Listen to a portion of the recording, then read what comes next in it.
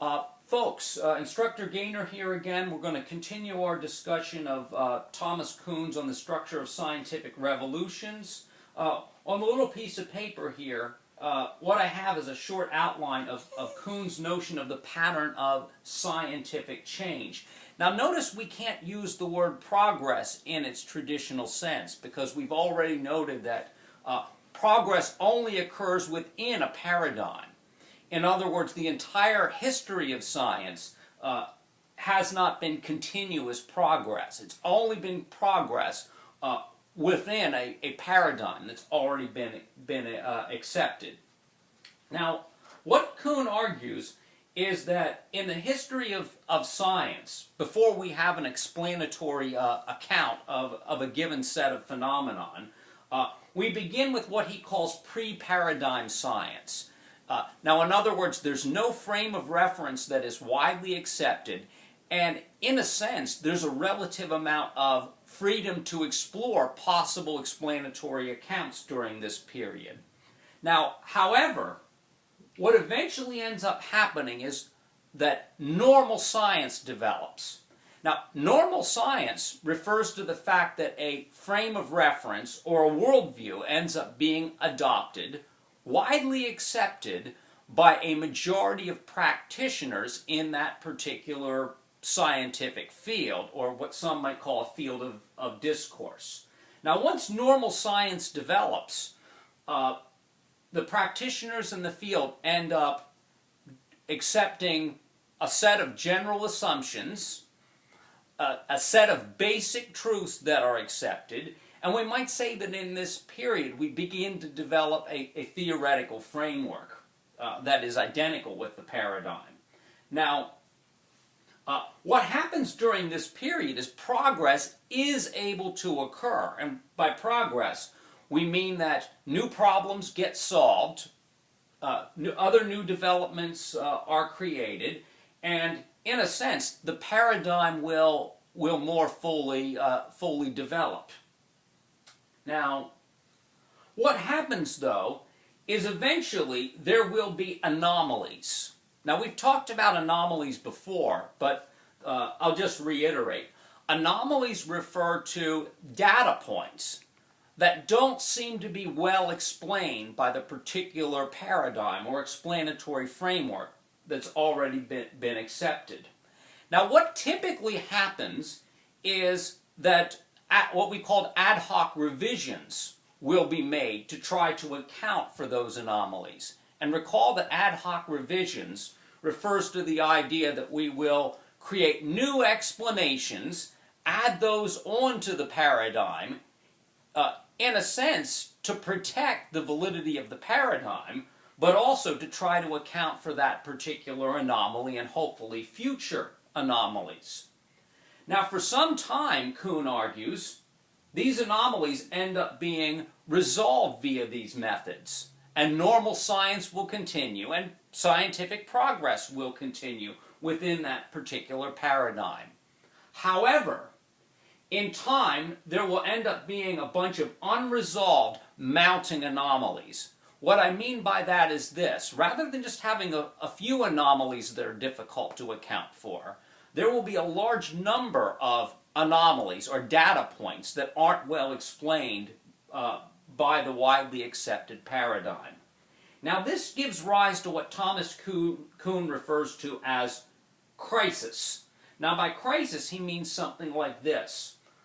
Normal science, or the paradigm, will begin to face serious challenges. And during this period, competition might emerge against the particular dominant paradigm.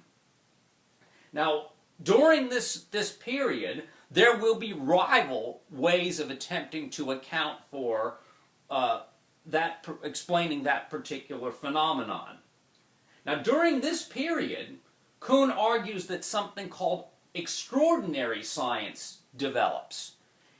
Via extraordinary science, he means that there are no overarching guiding paradigms. But eventually what will happen is what he calls a scientific revolution will occur. the old paradigm will get entirely overthrown by the majority of practitioners of that scientific field, and a new paradigm will emerge. Within that new paradigm, a new normal science will end up being developed, and progress will commence in accordance with that new paradigm. Now let me just give you two examples, and these are examples that Kuhn deals with in his book on the structure of scientific revolutions. Perhaps the most famous of them is the paradigm shift from the Ptolemaic cosmology or astronomy to what we would call the Copernican account of the cosmos. Now, the Ptolemaic cosmology had these fundamental assumptions: that the Earth is at the center of the solar system, that is geocentrism, and also the geostatic assumption. Now, geostatic means that the Earth isn't moving at all. Now, of course, we don't accept this point of view anymore, and this is because we are Copernicans. At first glance, you might say, well, it's because they were wrong, and now we have it right. Now, according to Thomas Kuhn, we are never in a position to say they were wrong and they were right, and we were right. Because the fact is, we are looking at reality through a completely different conceptual framework. And in a sense, frameworks can only be evaluated within themselves. Can only be evaluated within themselves. Now, what is it that caused the Ptolemaic cosmology to give way to Copernicanism?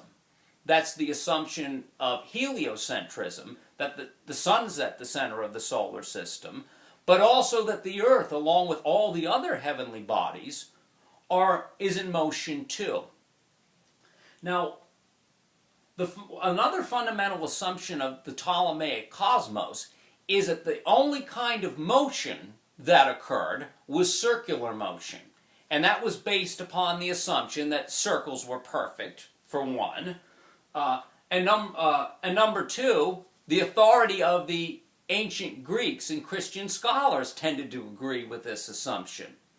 Now, the problem is that anomalies started to amount. The main anomaly was this: wandering stars, aka what we call planets, would seem to move backward from time to time. And this was something that they called retrograde motion. Now, if everything moves in circular patterns, why do things seem to be moving backwards? That would seem to go against the fundamental assumption. Now, what happened was that within the Ptolemaic system, they hypothesized what they called epicycles. Epicycles were these circles within the larger circle. It helped to account for the fact that these planets seemed to be moving backward, which was against the fundamental assumption. So the epicycle concept was able to save the overarching assumptions, thereby saving the Ptolemaic conception of the cosmos. Now, the reality is that in time, a whole lot of other anomalies would begin to develop.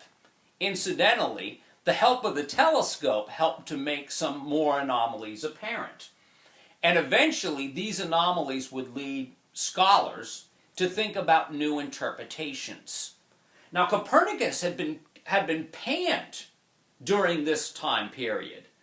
But with the crisis, Copernicanism would be revisited, and with the help of Kepler's mathematics, Copernican cosmology began to seem much more plausible, and it also seemed to account for the anomalies, better. And eventually, the Ptolemaic cosmology will overturn, the Copernican cosmology will overturn Ptolemaic cosmology, resulting in a scientific revolution. In the next clip, we'll talk about that a little bit more.